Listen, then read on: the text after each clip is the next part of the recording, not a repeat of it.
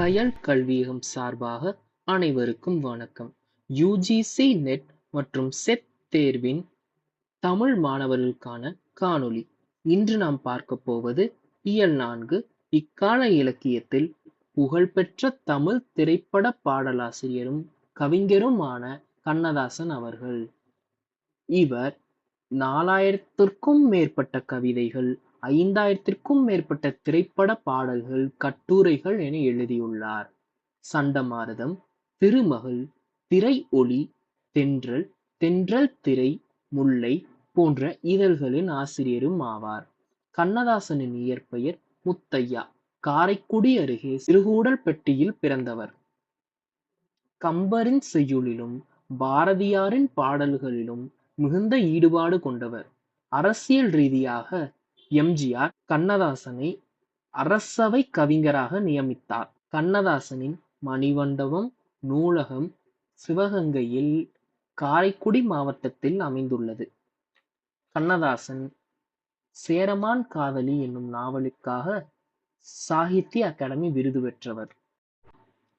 மதுரை வீரன், நாடோடி மன்னன், தென்னாலிராமன், நானே ராஜா, ராஜா தேசிங்கு போன்ற திரைப்படங்களுக்கு கதை வசனமும் எழுதியுள்ளார். கண்ணதாசனின் காப்பியங்கள் இயேசு காவியம், ஐங்குறு காப்பியம், கிழவன் சேதுபதி, பெரும்பயணம், மலர்கள், மாங்கனி, அட்டனத்தி ஆதிமந்தி போன்ற காப்பியங்களையும் படைத்துள்ளார். கண்ணதாசனின் கவிதைகள் 7 தொகுதிகளாக வந்துள்ளது. கிருஷ்ண அந்தாதி, கிருஷ்ணகானம், கிருஷ்ணமணி மாலை, ஸ்ரீகிருஷ்ண கவசம், ஸ்ரீகிருஷ்ண ஜெயந்தி, தைப்பாவை போன்ற சிற்றிலக்கியங்களையும் படைத்துள்ளார். கவிதாஞ்சலி என்னும் கவிதை நாடகத்தை படைத்துள்ளார் கவிஞர் கண்ணதாசன் அவர்கள்.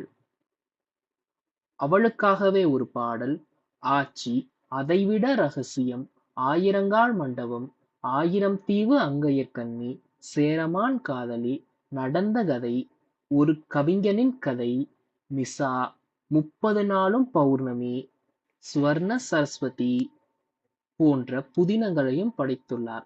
இதைத் தவிர நாடகங்கள், உரைநூல்கள், தன் வரலாறு, எனது சுயசரிதம், போட்டிகள் தொடர்பான நூல்கள் என்று எல்லாவற்றையும் கவிஞர் கண்ணதாசன் அவர்கள் படைத்துள்ளார்.